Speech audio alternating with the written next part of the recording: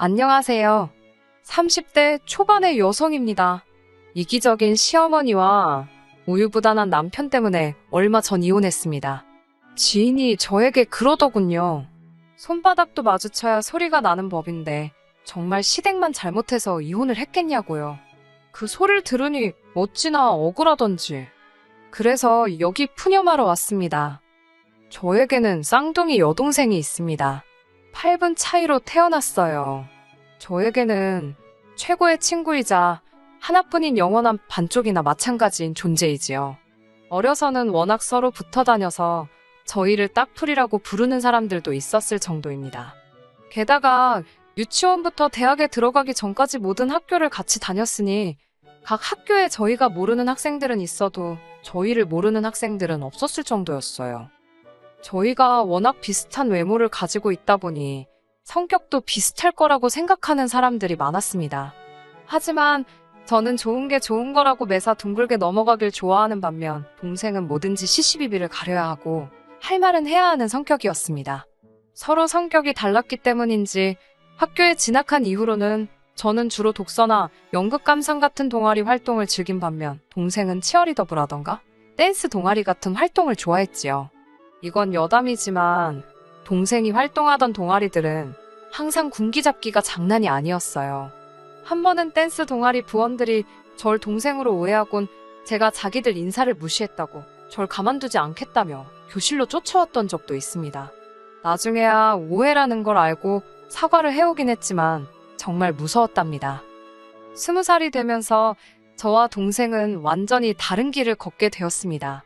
고등학교 졸업 후 다른 학생들과 마찬가지로 평범한 대학 생활을 시작한 저와 달리 동생은 연예인이 되겠다며 작은 소속사의 연습생으로 들어갔거든요.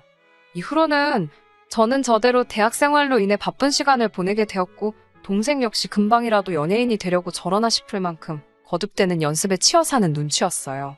같은 서울 하늘 아래 살면서도 한 달에 한 번 얼굴 보기도 어려울 만큼이요.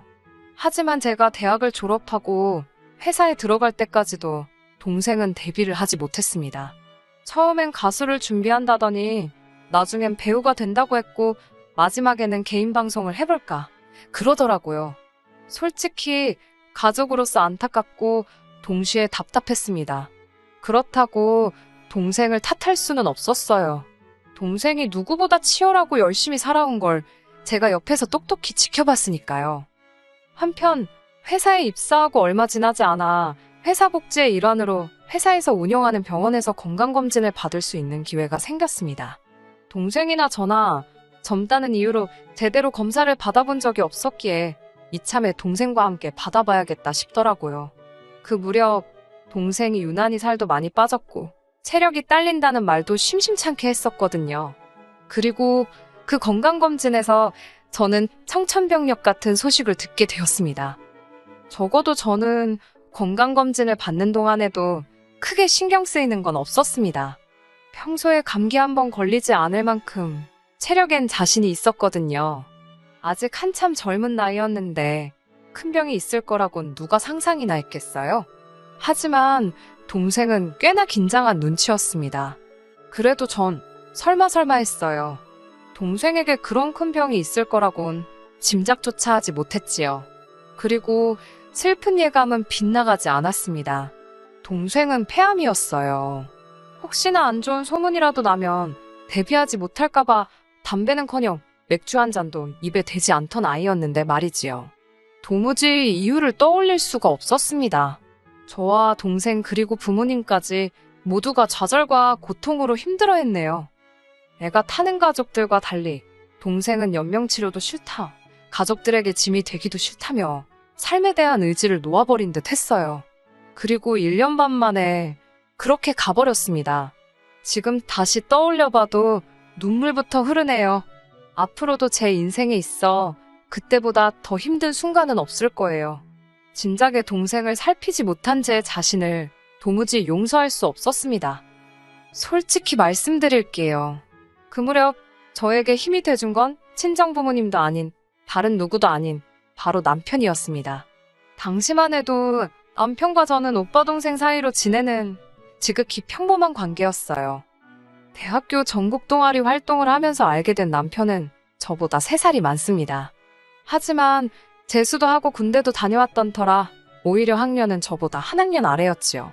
그렇다 보니 선후배라기보다는 오빠 동생처럼 지냈네요.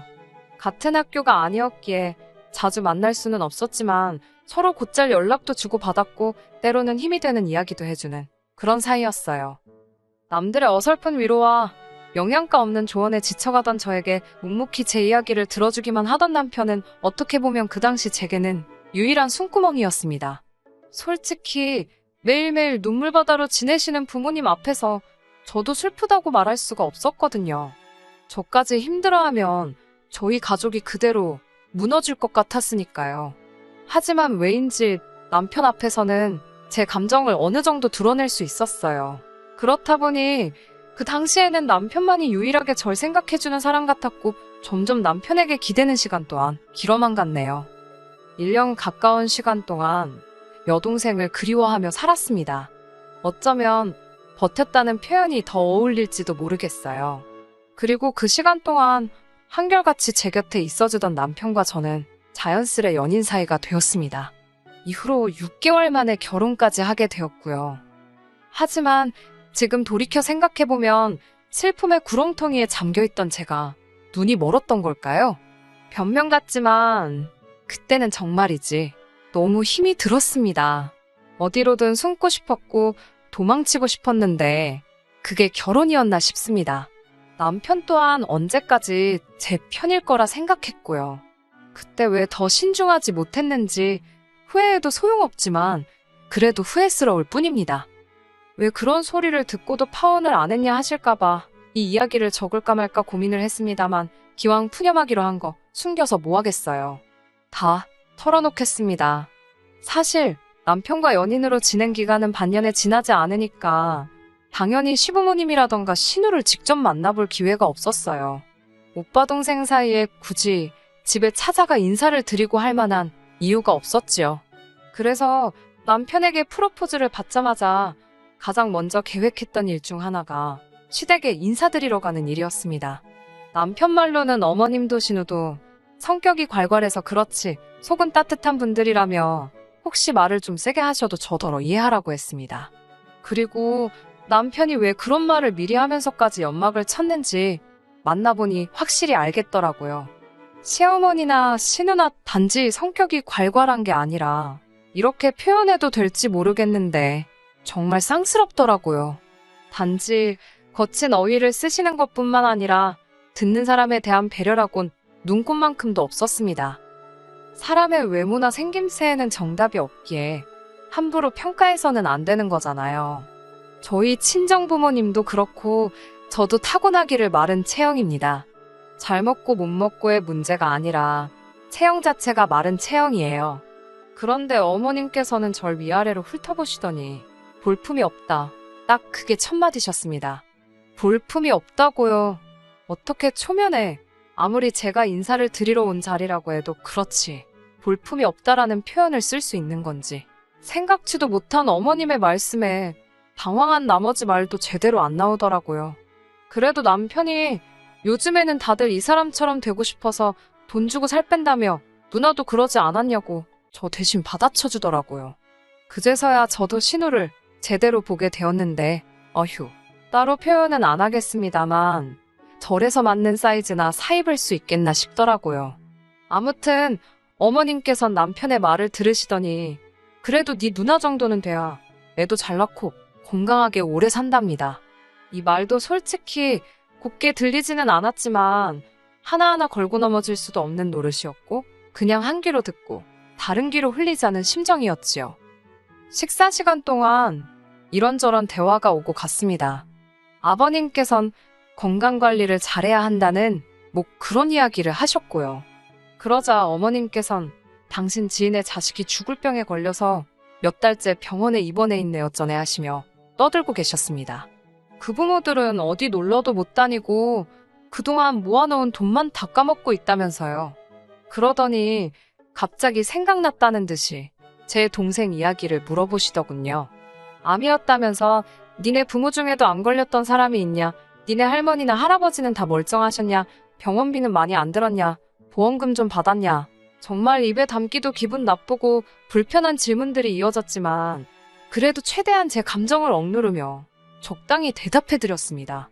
맞은편에 앉아있던 남편이 워낙 난처한 표정을 짓고서는 입모양으로 연신 미안하다고 사과를 해대고 있었기에 속에서 올라오는 분노를 간신히 누르고 있었지요.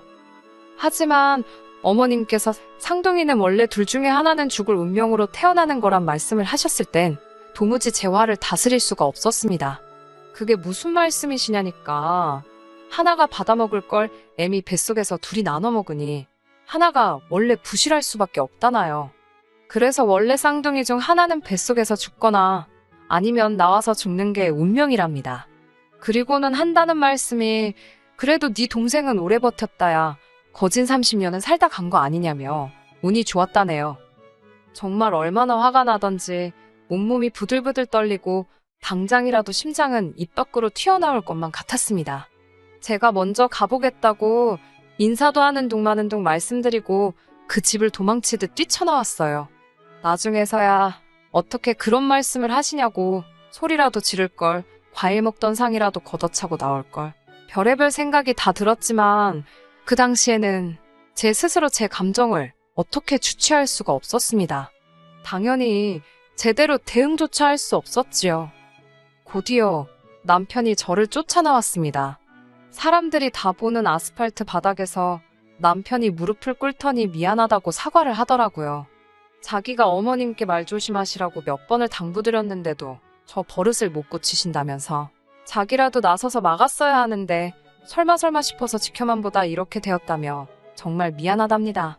지나가는 사람들이 수군거리며 남편과 저를 힐끔거렸어요. 남편이 사과를 할수록 왜인지 눈물이 하염없이 쏟아지더라고요. 이후로도 한 일주일 동안은 결혼이고 뭐고 못하겠다 싶었습니다. 남편은 전화와 문자로 몇 번이고 저에게 용서를 구했고 친정 부모님께서도 교양 없는 여편네가 헛소리 짓거렸다 생각하고 넘어가랍니다. 남편 하는 걸 보니 한 번 더 기회를 줘도 될 것 같다면서요. 그렇게 하게 된 결혼입니다. 당연히 시댁에 대한 제 마음이 좋을 리 없었지요. 그래도 사람들이 말하는 며느리돌이 하고 살았습니다. 솔직한 제 심정으로는 며느리돌이나 많아 그까짓 거 진짜 개나 줘버리고 싶었지만 친정부모님 얼굴에 속된 말로 똥칠할까봐 했어요. 남편도 어머님의 막말 사건 이후로는 어머님이 행여나 저에게 말실수하시지 않도록 중간에서 그런대로 처신을 잘해주었고요. 하지만 결국 팔은 안으로 굽는다더니 그 말이 딱이었습니다.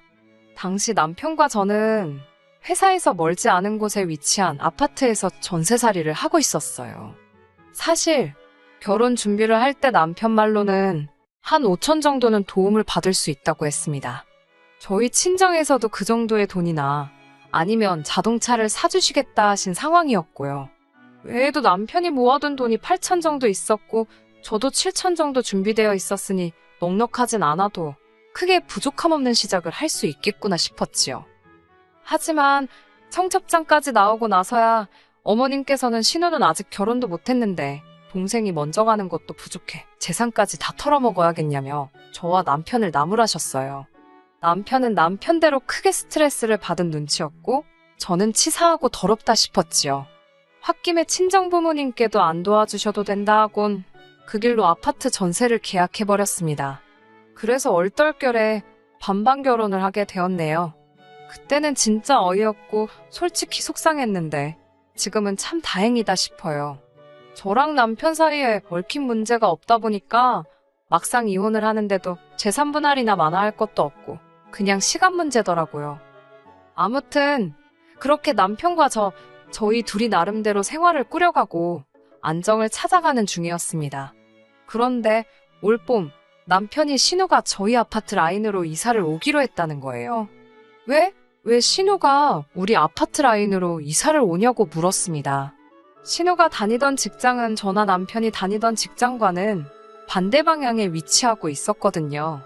그리고 시댁은 그 근처에 있었고요. 아무리 생각해봐도 신우가 갑자기 저희 아파트로 이사를 온다는 게 이해가 되질 않았습니다. 남편은 지나가는 말처럼 누나가 아프대 그러더군요. 제가 남편한테 이야기를 똑바로 하라고, 지금 장난하는 거 아니라고, 도대체 신우가 어디가 아픈데 우리 아파트로 이사를 오냐고 했습니다. 그러자 남편이 자기도 잘은 모른다면서 저더러 한다는 말이, 저도 알다시피 어머님 아버님은 이제 이른을 바라보시는 나이 아니냐입니다. 어머님 아버님은 당신들 건강 챙기기에도 바쁘신 분들 아니냐고요. 그런데 신우가 암에 걸렸답니다. 간암 2기라대요. 지금 당장이야 혼자서 병원도 다니고 뭐 생활하는데 큰 지장은 없겠지만 앞으로가 문제 아니겠냐며. 아무래도 어머님 아버님 곁에 있는 것보단 젊은 우리 곁에 있는 게 도움받기도 좋고 그럴 것 같아서 이쪽으로 이사를 오기로 했답니다. 제가 너무 어이가 없어서 누구 마음대로 누가 도와준다는 거냐고 따졌습니다. 그러자 남편이 말이 도움이라는 거지 해줄 것도 없답니다. 우리 먹을 반찬하고 그럴 때 누나가 또 조금만 더 해주면 좋고, 누나가 차가 없으니까 어디 가고 그럴 때 저나 남편 중 시간 되는 사람이 태워다 주고, 저더러 친언니다 생각하고 같이 카페도 다니고 그러랍니다. 가끔 청소 좀 도와주고요. 정말이지 그 정도면 된답니다. 제가 어처구니가 없어서 지금 어머님께선 아픈 딸 내팽개치시는 거냐고, 자식이 아프면 부모가 챙겨야지 왜 제3자인 내가 사는 아파트에 신우만 덩그러니 보내시냐고 따졌습니다. 그러자 남편이 한다는 소리가 가관이었습니다. 어머님이나 아버님 두 분 다 하시는 말씀이 평생 살던데 떠나면 무슨 재미로 사냐고, 당신들은 원래 살던데 계시고 싶다고요. 그리고 노인네들하고 환자하고 한 집에 있어봤자 서로 힘들기나 하지 않겠냐며. 저는 남편에게 신우가 이사 오는 날이 당신과 나 이혼하는 날인 줄 알라 했습니다. 내가 미쳤다고 신우 식모살이 하면서 병수발까지 들게 생겼냐고요. 그리고 남편이 예상한 것보다 제 반응이 훨씬 격했던지 남편도 더는 뭐라 말을 못하더군요. 그쯤에서 남편이나 신우가 말귀를 알아쳐먹었으면 이 사단까지는 안 났을 겁니다. 아니, 하다못해 어머님이라도 염치가 있으셨으면 이 지경은 안 되었을 거예요. 하지만 남편이 그새 어머님께 미주알고주알 일렀는지 이튿날부터 전화기에 불이 날 만큼 어머님께선 전화를 걸어오셨습니다. 요점은 어디 감히 여자가 먼저 이혼을 한 해 만에 소리를 하냐는 거였지요. 그리고 집에 데리고 살라는 것도 아닌데 그 아파트가 전부 다 네 거냐고, 네가 뭔데 내 딸이 지발로 이사를 간다는데 못 오게 하냐입니다. 처음엔 듣고만 있었지만 나중엔 진짜 나를 뭘로 보고 이러시나 싶어서 저도 따박따박 떼들었어요. 이사 오는 저희가 눈에 빤히 보이는데 죄가 좋겠냐고요. 그러자 어머님께선 원래 시댁 식구가 아프면 며느리가 그런 수발 드는 거랍니다. 저더러 그런 것도 못 배우고 시집왔냐고 오히려 저를 이상한 사람 취급을 하시더군요. 어이가 없어서 제가 어머님께 매사 신보가 그런 식이시니 신우가 어머님 대신 벌 받는 거라 했습니다. 남의 여동생더러 팔자가 어쩌고 그래도 30년이면 운이 좋았다며 막말을 퍼붓지 않으셨냐고요. 신우는 곧 마흔이니 내일 가도 억울한 거 하나 없겠다며 저도 악담을 퍼부었어요. 어머님께선 저더러 미친 엑스라며 어디 감히 그런 말을 입에 담냐고, 제정신이냐고 악을 쓰셨습니다. 전 제가 다 잊고 사는 줄 알았는데 어머님이 그때 하신 말씀이 어지간히 제 가슴 깊이도 박혀 있었던 모양입니다. 신우가 아프다는데도 불쌍한 생각이 하나 안 들더라고요. 그리고 그날 저녁 남편과도 대판 싸우게 되었습니다. 남편은 다짜고짜 어머님한테 네가 한 말이 사실이냐며 어떻게 그런 소리를 할 수 있냐고 고래고래 소리를 질렀습니다. 어머님이 나한테 막말하실 때는 나한테 사과나 했지, 어머님껜 찍소리도 못 해놓고 지금은 나한테 악을 쓰는 그 모습이 참 낯설더라고요. 이런 인간 앞으로 믿고는 못 살겠다 싶었습니다. 그래서 이혼하자고 했어요. 아픈 신우 네가 수발 들고 데리고 살라고요. 네 애미 볼 때마다 그 악담이 생각나서 가슴이 너덜너덜해지는 것 같다고 그동안 쌓인 울분을 토해냈습니다.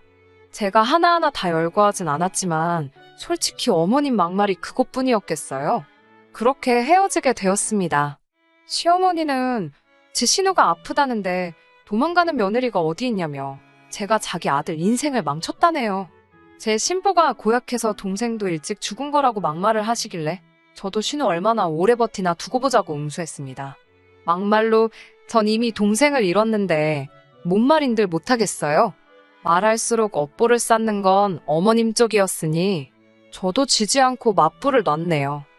영원히 제 편일 줄 알았던 남편도 저더러 계속해서 서운하다며 일단 신우부터 낫게 하고 그 이후에 시시비비를 가리자던데 기도 안 차서 대꾸도 안 해줬습니다. 이런데도 정말 제 이혼이 손바닥이 부딪혀서 일어난 일인가요? 전 아니라고 생각합니다. 하긴 이미 이혼은 했고 다른 사람들이 어떻게 생각하든 무슨 상관이겠어요. 전 떳떳합니다. 앞으로도 보란 듯이 잘 살 거예요. 두고 보자고요. 끝까지 들어주셔서 감사합니다. 오늘의 사연은 여기까지입니다. 구독과 좋아요, 알람 설정 부탁드리고 더 좋은 사연으로 다시 찾아뵙겠습니다. 감사합니다.